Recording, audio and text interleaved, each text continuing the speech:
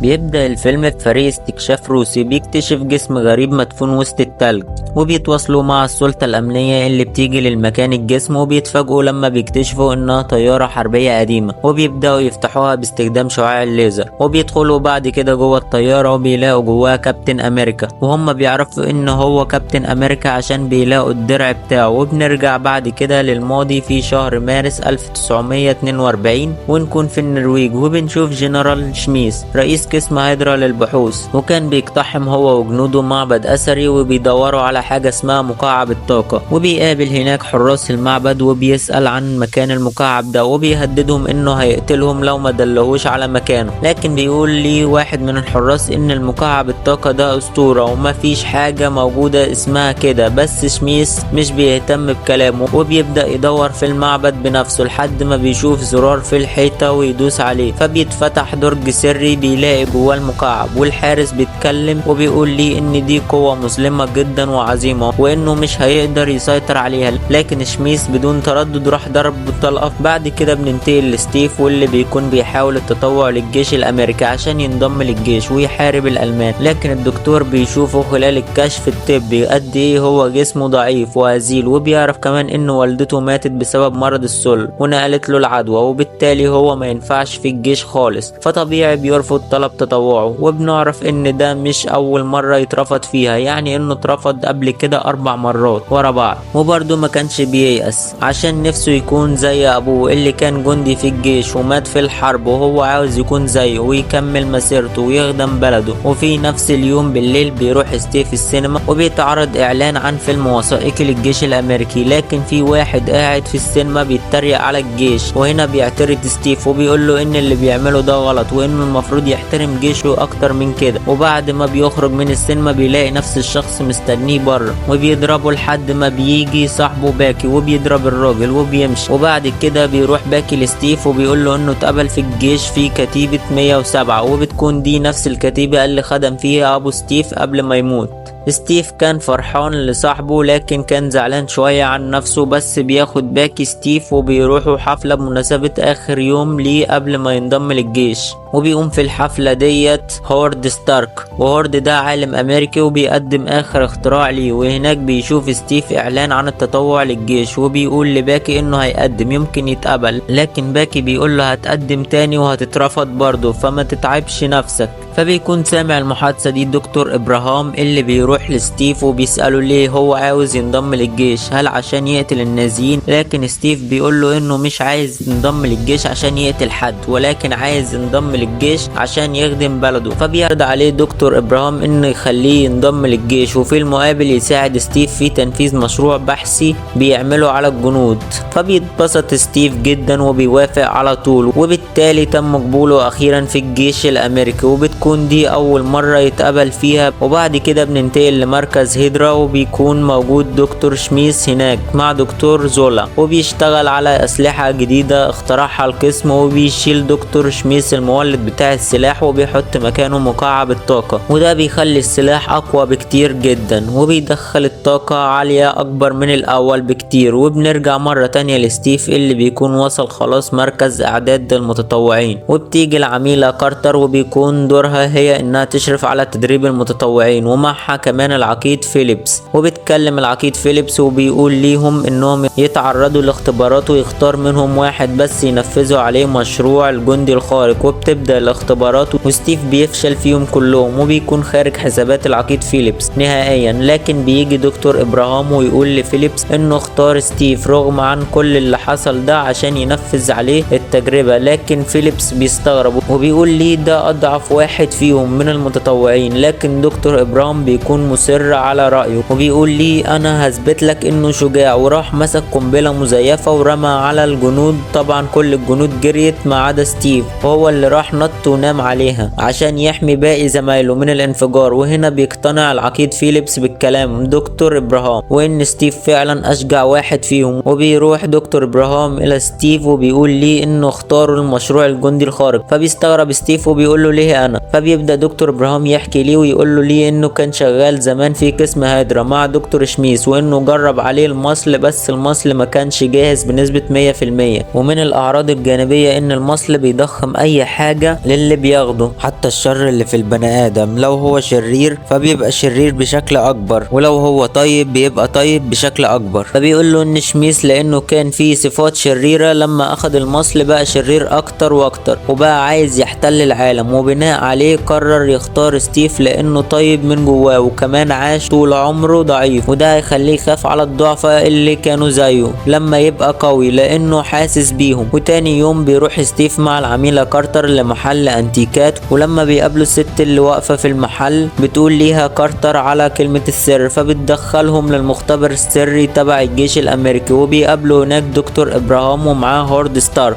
وبيتفاجئ ستيف انه شغال مع الجيش الامريكي في السر، وبياخد دكتور ابراهام ستيف ويحطه جوه جهاز، وبيبدأ يشرح لكل الموجودين وبيقول لهم انه هيدي ستيف حقنة فيها مصل خارق، والمصل ده هينشط كل خلايا جسمه، وبعد كده هيعرضه لاشعاع فيتا. وبعد ما خلص كلام بتبدأ فعلا التجربة، وبعد شوية بيتفتح الجهاز عشان يخرج منه ستيف، واللي اتغير خالص وبيكون قوي جدا، وجسمه الضعيف بيتحول لجسم كله عضلات. وفي الوقت ده بيطلع واحد من الحاضرين مسدس، وبنعرف انه جاسوس، وبيقتل دكتور ابراهام، وبيسرق حقنة فيها المصل، وبيجري من المكان وبيهرب. ولكن ستيف بيخرج وبيجري ورا الجاسوس، وبيمسكه ويضربه، وبيكسر الحقنة بتاعة المصل اللي معاه. لكن قبل ما يستجوبه ويعرف مين اللي بعته، بيخرج الجاسوس برشامة وبيبلعها، وبتكون فيها سم فبيموت. وبننتقل بعد كده لقسم هايدرا، وبيجي مجموعة من القادة الألمان لشميس، وبيقولوا له إن القسم المفتوح بقاله مدة كبيرة وبيتمول بفلوس كتير، ورغم كده ما شافوش منه أي سلاح جديد. وبيقول لهم شميس تعالوا هوريكم آخر اختراعاتي، وبيوري لهم فعلا السلاح اللي صنعه من شوية واستخدم فيه مكعب الطاقة، لكنه بيخونهم وبيقتلهم كلهم باستخدام السلاح اللي أول ما بيضرب حد بيه بيختفي بشكل نهائي. وبنعرف إنه عمل كده لأنه خلاص ما بقاش عايز يشتغل تحت الألمان، وهدفه إنه يحتل العالم كله. وبعد كده بنرجع تاني لستيف، واللي بقى فيه مشكلة لأنه بعد موت دكتور إبراهام ما بقاش فيه مصل، وما بقاش فيه غير دم ستيف وجيناته اللي هيستخدموه عشان يكملوا مشروع الجندي الخارق. فبيقرر العقيد فيليبس حبسه في المختبر لحد ما يخلصوا المشروع، بس بيجي واحد من القادة ويقول العقيد فيليبس إنه ممكن يستفيدوا من ستيف في الدعاية والتطوع للجيش، لأنه بقى رمز وطني شعبي لما قدر إنه يقتل جاسوس قبل ما يهرب. فبيلبسوا ستيف بدلة على شكل علم أمريكا، وبيمسكوه درع ويسموه كابتن أمريكا، وبيبدأوا يعملوا بيه حفلات كتير وعروض أكتر عشان يشجعوا الشباب على التطوع. بس بعد مدة بيزعل ستيف جدا لأنه كان حلمه إنه يكون جندي ويحارب، مش يكون بيعمل عروض وحفلات. وكمان اللي زعله أكتر إن باقي الجنود بتتضايق منه وبيعترضوا على كل العروض اللي بيعملها، لحد ما في يوم بيجي المعسكر العربية مليانة بالمصابين، وبيعرف من كارتر إنهم كلهم من الكتيبة 107 واشتبكوا مع قسم هيدرا، وما رجعش منهم غير ربع العدد، والباقي يا إما أموات أو اتاخدوا أسرى. فبيقلق جدا ستيف على صاحبه باكي لأنه في نفس الكتيبة وما رجعش مع اللي رجعوا. فبيروح ستيف للعقيد فيليبس وبيطلب منه إنه يطلع قوات لإنقاذ باقي الأفراد الكتيبة الأسرى، بس بيرفض فيليبس وبيقول إنهم لو بعتوا قوات مش هيستفادوا حاجة غير إنهم هيخسروا عدد أكتر من الجنود. فبيقرر إنه يروح لوحده ينقذ باقي الجنود، وبيساعدوا في الموضوع دوت هو هورد ستارك وكارتر، ويروحوا كلهم معاه. فبيركبوا كلهم الطيارة ويروحوا للمكان قسم هايدرا، وينط ستيف من الطيارة وبيدخل جوه القسم، وبنكتشف هناك إن شميس محتجز الجنود عشان يستخدمهم في صنع أسلحة جديدة. فبيقدر ستيف يحررهم ويسألهم على باكي، لما مش بيلاقيه معاهم فبيقولوا له إنه في جناح عزل تاني ممكن باكي يكون هناك. فبيطلب منهم إنهم يخرجوا ويعملوا دوشة ويحاولوا يلهوهم عنه. بعد كده بيروح الجناح التاني وبيلاقي فعلا باكي هناك، وبيلاقي كمان خريطة عليها مواقع لفروع تانية لقسم هايدرا. لكن بيجي شميس وبيشغل نظام التفجير الآلي وبيدمر المكان كله، وبيروح لستيف وبيقول له إنهم مش جنود بل بيتعاملوا كفئران تجارب،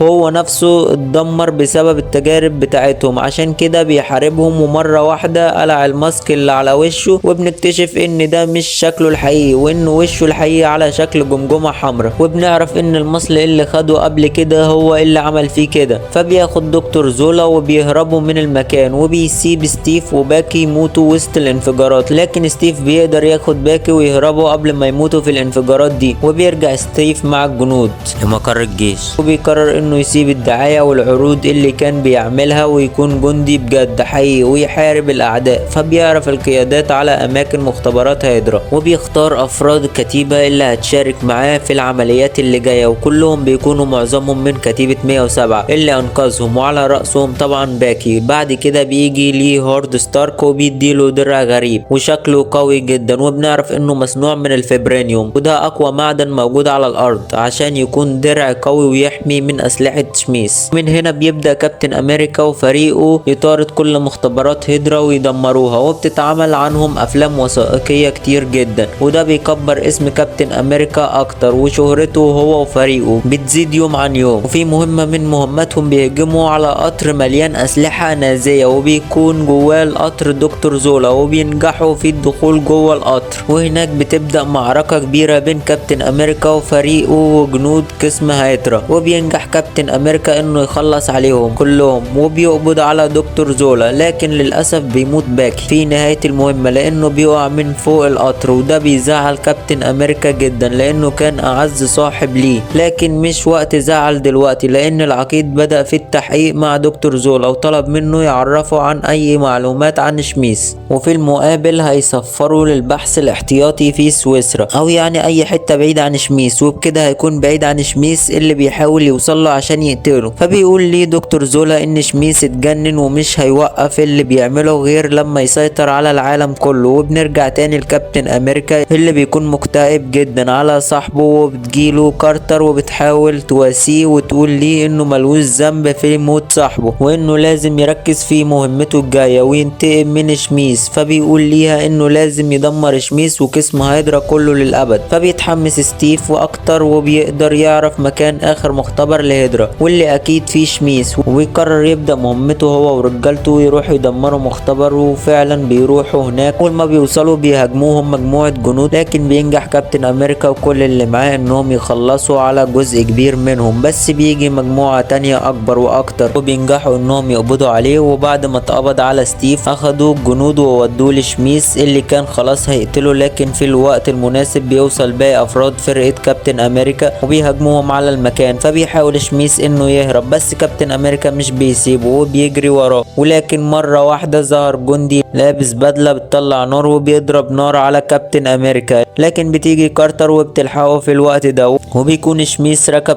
طيارة وبيحاول يهرب. فبيجي العقيد فيليبس مع كارتر بعربية وبياخدوا كابتن امريكا وبيجروا ورا الطيارة، وقبل ما الطيارة تطير بيقدر كابتن امريكا انه ينط ويمسك في العجل بتاعها ويدخل جواه، وفعلا بيهاجموا جنود شميس لكن بيقدر يخلص عليهم كلهم. بعد كده بيروح لشميس وبتبدأ بينهم معركة كبيرة، وبيقدر كابتن امريكا انه يضرب شميس بالدرع بتاعه، وبسبب الضربة دي بيخبط في مكعب الطاقة فبينفجر في شميس وبيقتله ويقع المكعب في البحر، وبيكون المكعب بوظ الطيارة بالكامل وبتكون خلاص هتقع وتنزل على المدينة. وبيقرر كابتن امريكا انه ينزل الطيارة في البحر عشان يبعدها عن المدينة ويضحي بنفسه. فبيتصل بكارتر وبيقول لها على خطته وبيودعها وبيطلب منها لو عايش يتقابلوا في المطعم، وبياخد منها الميعاد. وبعد كده الارسال بيتقطع وبتنزل الطيارة في المية وبيختفي كابتن امريكا. اما هورد ستارك بيقدر انه يلاقي مكعب الطاقة وبيستفيد بيه في ابحاثه للجيش الامريكي، وبيوقف مشروع الجندي الخارق للابد